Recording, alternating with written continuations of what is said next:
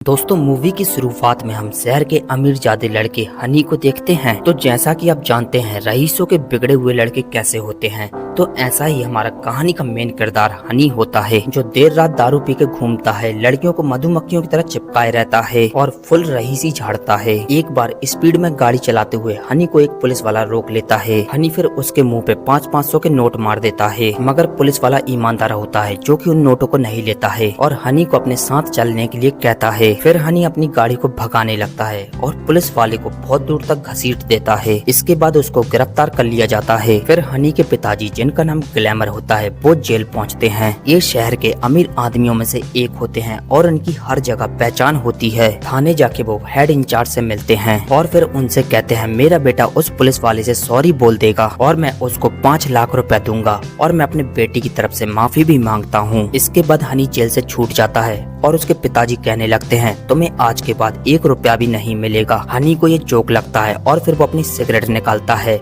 और हंसने लगता है। हनी के पिताजी ग्लैमर घर पे आते हैं और अपनी गर्लफ्रेंड एमिली से हनी की करतूत के बारे में बताते हैं और कहते हैं ये लड़का मुझे कहीं पे नाक दिखाने लायक नहीं छोड़ेगा। एमिली ग्लैमर को एक आदमी से मिलाने की सलाह देती है जो ऐसे ही केस को हैंडल करता है। एमिली तो गर्लफ्रेंड है भाई, तो बात तो माननी पड़ेगी। तो यहाँ पे ग्लैमर भी हाँ कर देता है। फिर वो दोनों उसी आदमी से मिलने चले जाते हैं जिसका नाम एल्बर्ट होता है। हम देखते हैं एल्बर्ट फांसी लगा रहा होता है। ये देख के ग्लैमर और उसकी गर्लफ्रेंड डर जाते हैं। एल्बर्ट फिर उनसे कहता है ये मेरा काम करने का स्टाइल है, मैं ऐसे ही काम करता हूँ जो कि चीजें बिल्कुल रियल लगती हैं मगर वो फेक होती हैं। ग्लैमर को उसकी बातों से ये आदमी फ्रॉड लगता है और सन की भी। एल्बर्ट फिर उनसे बताता है मैंने एक आदमी की सिगरेट छुड़ाई थी जिसके लिए मैंने उसका अंगूठा काट दिया था, जिससे वो आदमी डर गया था और उसने सिगरेट पीना छोड़ दिया था, परंतु बाद में उसको पता चला कि उसका अंगूठा फेक कटा है। ग्लैमर को यह आदमी सन की लगता है मगर उसकी गर्लफ्रेंड का सवाल होता है, इसलिए वो बात को मान जाता है। सीन शिफ्ट होता है। हम देखते हैं हनी की ऑडी कार रोड पे खड़ी होती है जिसको पुलिस टो करके ले जा रही होती है। हनी उसके पीछे दौड़ता है और फिर वो एक गाड़ी से ठुक जाता है और वहीं पे बेहोश हो जाता है। सुबह जब हनी उठता है तो वो 5 स्टार में नहीं बल्कि भैंसों के तबेले जैसी जगह पे होता है और उसके पास एक आदमी होता है जिसका नाम फ्रॉन्क होता है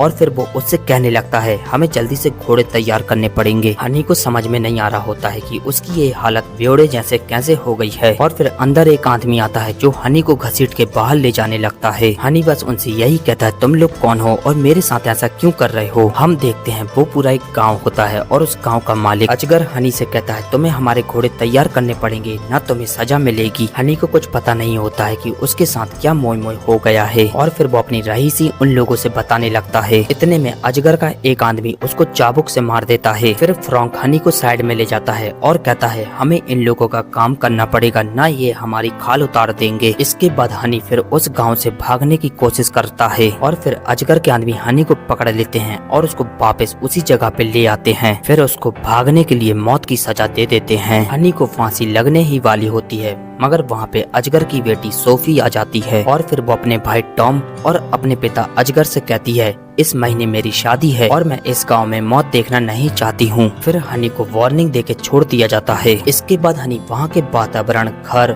और वहाँ के लोगों को देख के समझ जाता है वो टाइम ट्रेवल कर गया है और 1800 सदी में आ गया है और ये गांव भी कोई 1800 सदी का होता है। फिर हम देखते हैं फ्रॉन्क हनी को आसमान में उड़ रहे एक पक्षी को दिखाता है। फिर हम उस पक्षी को देखते हैं जो उड़ के एक विंड वैन की तरफ जा रहा होता है। हमें यहाँ पे पता चलता है ये तो ड्रोन होता है जिसको अल्बर्ट का साथी कंट्रोल कर रहा होता है। यहाँ हमें पता चलता है अल्बर्ट का ये पूरा प्लान होता है और उसने हनी को सुधारने के लिए एक आर्टिफिशियल गांव बनाया होता है जिसमें हनी के पिताजी और उनकी गर्लफ्रेंड भी शामिल होती है। मगर यहाँ पे हनी के पिताजी थोड़े दुखी होते हैं क्योंकि हनी को इस खेल में कोड़े भी पड़ते हैं, मगर अल्बर्ट उनको समझाता है हनी की भलाई के लिए हमें ये सब करना पड़ेगा। फिर हम देखते हैं गाँव में जगह जगह कैमरे लगे होते हैं और सारे लोग हनी के ऊपर नजर रखे होते हैं। फिर हम देखते हैं सभी किरदारों को अपनी अपनी स्क्रिप्ट भी मिल रही होती है कि किसको क्या बोलना है। इसके बाद अगली सुबह फिर से हनी और उसके दोस्त फ्रॉन्क को घोड़े तैयारी करने की बारी होती है। हनी अपने दोस्त फ्रॉन्क से बताता है मैं 21वीं सेंचुरी से आया हूँ और मैं वहाँ पे ऐसा था वैसा था। और इसके बाद हनी से फिर से घोड़े टाइम पे तैयार नहीं होते हैं जिसके बाद अजगर का बेटा हनी को फिर से चाबुक मारता है, मगर धीरे धीरे हनी को काम करने की आदत लगने लगती है और वो घोड़े तैयार करना भी सीख जाता है और भैंसों के तवेले में रहने से उसके पैरों में बहुत सारी खरोंचें आ जाती है मगर वो उनको भी सहन कर पाता है और साथ में ही वो पेशाब करने जंगल में जाया करता है और हम वहाँ पे भी कैमरा लगा देखते हैं जिससे कि हनी की एक एक एक्टिविटी पे नजर रखी जा सके। सीन शिफ्ट होता है, हम देखते हैं अजगर के बेटा और बेटी किरदार में भाई बहन होते हैं मगर वो रियल लाइफ में गर्लफ्रेंड और बॉयफ्रेंड होते हैं। एक दिन हनी अजगर की बेटी एमिली से मिलता है जो कि रो रही होती है। हनी के पूछने पर एमिली बताती है कि उसके पिताजी एक बूढ़े आदमी से उसकी शादी करने वाले हैं जो कि बहुत पैसे वाला है। हनी कहता है ये तो अच्छा है, वो बूढ़ा है और वो जल्दी मर जाएगा जिसके बाद पूरी संपत्ति तुम्हारी हो जाएगी। हनी के पिताजी और अल्बर्ट ये सब देख रहे होते हैं और फिर वो कहने लगते हैं मेरे बेटे में कोई भी परिवर्तन नहीं आया है, वो अभी भी इतनी गिरी हुई बातें कर रहा है और मुझे नहीं लगता है कि उसकी मानसिकता कभी बदलेगी। सीन शिफ्ट होता है, हम देखते हैं हनी अजगर की मुर्गी को चुरा के ले आता है और वो फ्रॉन्क से बताता है। फ्रॉन्क्स हनी से ऐसा करने के लिए मना करता है। हनी फ्रॉन्क से रिक्वेस्ट करता है तुम मेरे लिए ये मुर्गी को पका दो जिसको हम दोनों मिलके खाएंगे। बाद में फ्रॉन्क्स हनी से मुर्गी लेने जाता है जहाँ पे हनी कहता है मैं तो उस मुर्गी को अकेले खा गया। दोस्तों यहाँ पे भी हनी में कुछ बदलाव नहीं आया था क्योंकि मेहनत दोनों ने की थी मगर खा अकेले हनी गया था। इसके बाद अजगर का पहरेदार मुर्गी की चोरी के लिए सभी लोगों को एक साथ इकट्ठा कर लेता है और वो कहता है अगर कोई नहीं मानेगा तो सबको सजा मिलेगी। मगर हनी तो अभी भी नहीं सुधरा होता है और वो अपना जुर्म कबूल नहीं करता है। दूसरी तरफ हनी के पिताजी ग्लैमर अल्बर्ट से कहते हैं हम लोग कुछ ज्यादा ही कर रहे हैं और हनी में कोई बदलाव भी नहीं आ रहा है। अगर कहीं उसको सच्चाई के बारे में पता चल गया तो हम सभी को वो जेल भी भेज सकता है। अल्बर्ट फिर दिमाग लगाता है और कहानी को और भी इमोशनल करना चाहता है। हनी का दोस्त फ्रॉन्क हनी को घोड़ों की मार को दिखाता है जिसको देख के भी हनी को कोई फर्क नहीं पड़ता है और वो कहने लगता है ये तो नकली जैसे लग रहे हैं, रियल में तो वो नकली ही होते हैं मगर हनी तो मजाक कर रहा होता है। अभी भी दोस्तों हनी के अंदर बिल्कुल भी हमदर्दी नहीं होती है। इसके बाद हनी वहीं पे एक लड़की को देखता है जो खुद भी घोड़े तैयार करने का काम करती है। हनी उसमें देख लेता है कि उसने मॉडर्न गारमेंट पहने थे और फिर उसको उसके ऊपर शक होने लगता है। फिर वो देखने के लिए उसके पास जाता है और उसे झड़प करने लगता है मगर टाइम रहते फ्रॉन्क्स हनी को उससे छुड़ा देता है। फिर वो वहाँ से चली जाती है। अगले दिन सुबह हनी फिर उस लड़की से मिलता है मगर इस बार वो उससे नर्मता से पेश आता है और वो उससे कल के लिए सॉरी भी बोलता है। इसके बाद उन दोनों के बीच में काफी अच्छी दोस्ती भी हो जाती है। दूसरी तरफ अजगर की बेटी हनी से कहती है मैं सुसाइड करने जा रही हूँ क्योंकि मेरे पिताजी एक बुड्ढे से शादी कर रहे हैं। मगर हनी उसको इग्नोर करता है और गांव में नाच गाने का प्रोग्राम हो रहा होता है, वो वहाँ पे आ जाता है और फिर वो बहुत ज्यादा एंजॉय करता है। वहीं पे वो गरीब घोड़े तैयार करने वाली लड़की से मिलता है जिसका नाम किमी होता है और वो उससे खुशी खुशी बातें करता है। मगर अल्बर्ट तो हनी को इमोशनल बनाना चाहता है जिसके लिए वो फ्रॉन्क्स को हनी के पास भेजता है। फ्रॉन्क्स हनी से कहने लगता है एमिली सुसाइड करने जा रही है, तुम यहाँ पे गप्पे मत मारो, हमें उसको बचाना होगा। इसके बाद हनी थोड़ा इन बातों को सीरियस लेता है और उसको बचाने के लिए चला जाता है और फिर उसको बचा के घर पे छोड़ देता है। एमिली हनी के साथ इंटीमेट होना चाहती है मगर वो उसको इग्नोर कर देता है और वहाँ से चला जाता है।